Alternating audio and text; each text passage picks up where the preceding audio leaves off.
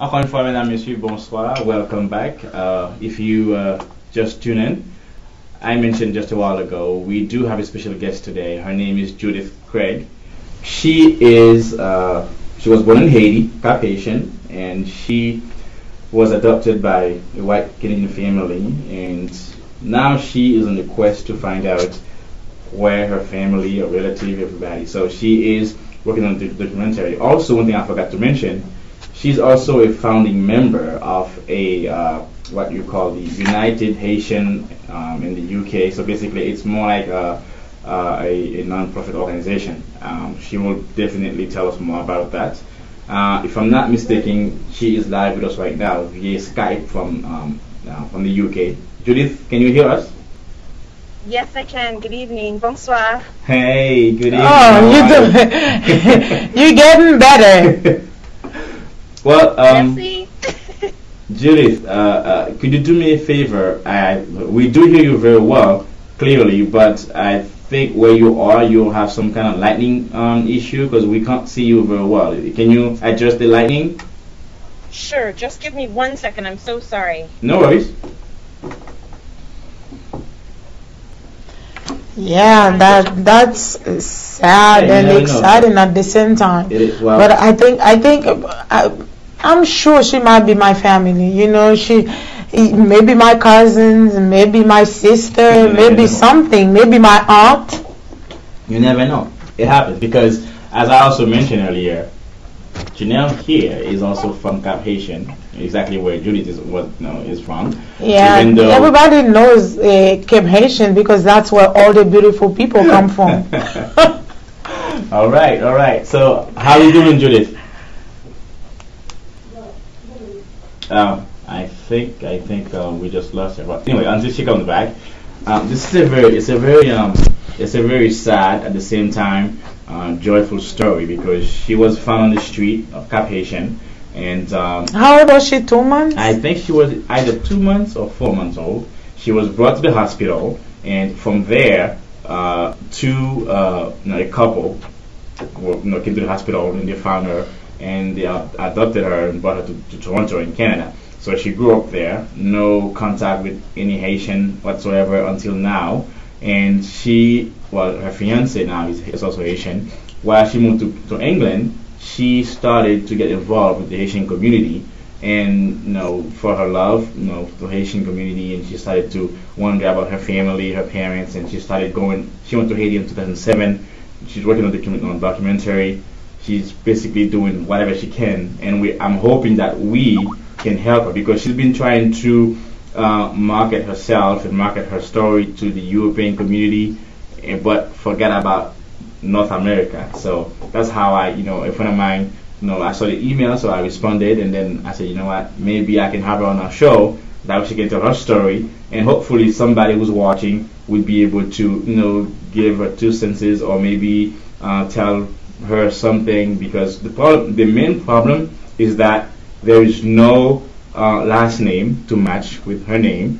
There is no record, or in Haiti there is no such as a blood record or whatever. So it's Haiti. It's kind of tough. But it will be because she doesn't have like a last name. She doesn't have anything really, but it's gonna be hard. It is. It will be hard because she doesn't have a last name, and she's back with us right now. Oh my God! Once again, welcome, Judith. All I can do is just good luck. All I can say is good luck. Et puis jusqu'à avant que nous commencions ensemble avec Judith,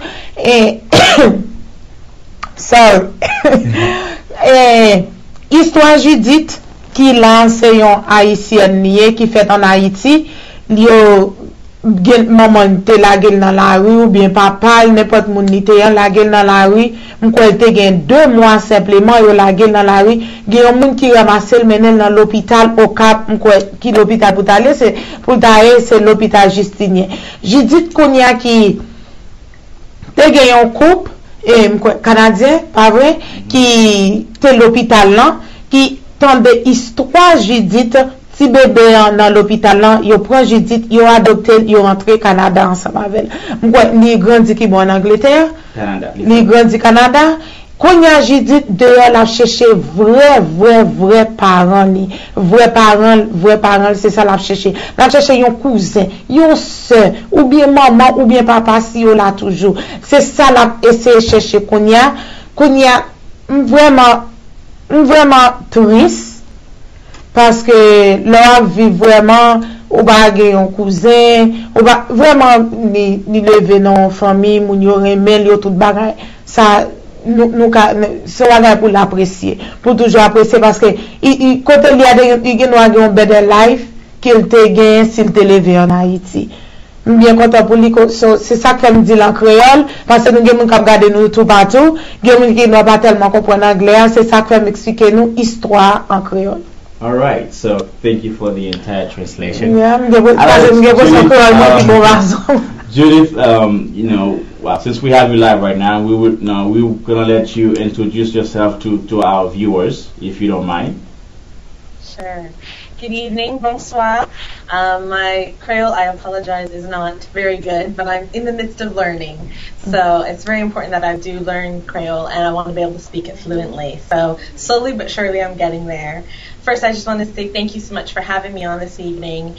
I really appreciate it and appreciate the opportunity to speak and share my story with your audience. And so I'm grateful for that in the first instance. As you know, my name is Judith, and I was indeed born in Haiti. I believe somewhere around Cap-Haïtien. We don't know the exact location. But I was adopted to Canada, and where I grew up in a very loving family. And I have one of my siblings. There's 5 of us all together, and one of my other siblings is actually adopted as well from Haiti. So there are 2 of us in the family that are adopted from Haiti, and then my parents had 3 biological children. So quite a large size family.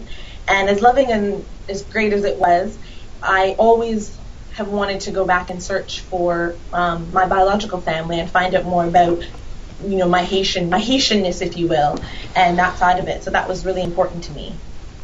Okay, so not only you are looking for your biological parents, someone at least, a family member, you are also working on a documentary. Basically, can you tell us more about that? Definitely, yes. When I went back to Haiti to start this search, it actually started before I went to Haiti, I should say. It started in the summer of 2006. A good friend of mine, Sonia Godding-Tugabo, who is the producer and director of Adopted ID, The Journey, came with me back to Canada, and I actually had an opportunity to meet with the nun who had my power of attorney when I was in Haiti. So it started back in 2006. So it's amazing to think, 4.5 years later, 5 years later, here we are. And the journey then proceeded, it was partially shot in Canada, partially shot in Haiti, and then partially shot in the United Kingdom, where I currently live. And basically what the purpose of it was I always knew I wanted to be able to share my experience. And when I would share my story, people, they would say, oh, wow, that's really interesting, or that's really sad. And I always wanted to let people know sort of the whole picture. So in this journey of going back and looking for my biological family, it was really important to me that I actually did document it. And Sonia, came on board and said, fantastic, I want to do that. I want to tell your story. So it was a really amazing opportunity that we met each other. And we actually are both Canadian, but we met each other in the United Kingdom. So that's sort of how it all began, was sort of around her auntie's kitchen table, talking about and sharing, just getting to know each other, and me sharing my story with her. From there, as I say, we went to Canada, met with a nun who had my power of attorney, and that was amazing to get to meet, one of the first significant people in my life. That was really important. From there, the next year in 2007, we actually journeyed to Haiti, and as you saw from the trailer, went about, getting into the media there. So it's showing the story of sort of where I started in Haiti, and then obviously coming back from Haiti as well, and also connecting, as you said, with the Haitian community here in the United Kingdom, which has been absolutely amazing. So what I'm most interested in is I see in the documentary that while you were there was a family that came and they didn't want to leave you. How was it you being there? How was the reception? Well, I mean, the first thing, I was quite nervous because I thought, are people going to, accept me? Are they going to listen? Are they going to respond to my story? I have to say, I was welcomed so warmly by our Haitian people. It was amazing, and it was so nice to walk into that. And I would explain my situation, or I'd be on the radio or on the television. I was on the Nouvelliste, and so people started to recognize me. And as you saw in the film, I had bright red hair at the time as well. I chose to dye my hair just before I went, so I was very recognizable in Haiti, because not too many people have flaming bright red dreadlocks, So people were coming up to me, but they were really, really encouraging. They were offering me their well wishes, their prayers. They wanted me to find my birth family. So it was extremely warm being there amongst my Haitian people. And when I did these interviews, people were saying, we're so happy that you've come back. It's great to see you. It's so I felt very welcome, very embraced, and very loved when I was there.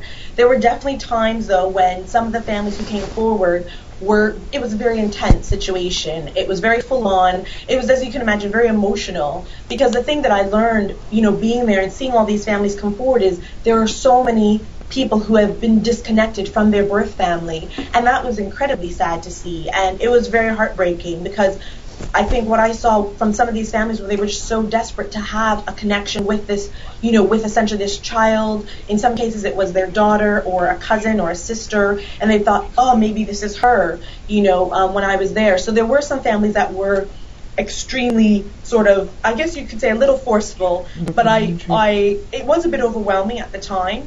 But, as I look back, I just think for them, they thought maybe this is our chance to reconnect. So it was an intense experience, but it was the best experience, one of the best experiences of my life. I can definitely. imagine. Yeah, so the documentary that you doing right now, what are you planning to do with it? Are you planning to show it on big screen, and what exactly are you planning to do with it? Definitely. Well, we're in the process now. We're just in post-production. We've been doing a fundraiser for the past month, actually, that ends in just 5 days. We've got 5 days left. Because it's a self-produced documentary, we don't have backing from a large production company. So we've been running a fundraiser for the last 5 days, for the last month, and we have 5 days left on that to raise the funds we need in order to complete the film. The filming itself is done, but there's a lot of post-production that's required, sound and engineering and that side of it that we need to complete. So we're in that stage right now, and we're just sort of asking people, putting it out there. 5 days left. We're so close to our goal. We're trying to raise $6,000 in order to complete it. Film work is so expensive. That's one thing I've definitely learned. It's an expensive process, but I feel that it's something that will really hopefully help other people, and that's why we're doing it. Yes, I'm doing it because I want to find my family, but I'm also doing it to hopefully help other adoptees who, like myself, are adopted into transracial families. And I also want to help adoptive families as well, because there are a lot of issues. As positive as an experience as it can be, there are a lot of issues that come up with adoption. So it's important to get the movie out as widely as possible. So we're definitely hoping to get into film festivals right across North America, because I still view, obviously, North America as home as well, and throughout Europe, and, definitely down to Haiti as well. We're definitely going to wanting to have a screening there. So we want to get it onto as many big screens as possible, and that's another way that people can hopefully, some of your viewers who are watching may be able to assist us by doing that. As I say, it's an expensive process getting a documentary made and putting it out there, so we are looking for support in that area as well, and if anybody can help us, please do get in contact, because we really want to try and get it across as many big screens as possible and as many film festivals, big and small. We really want to just share the story.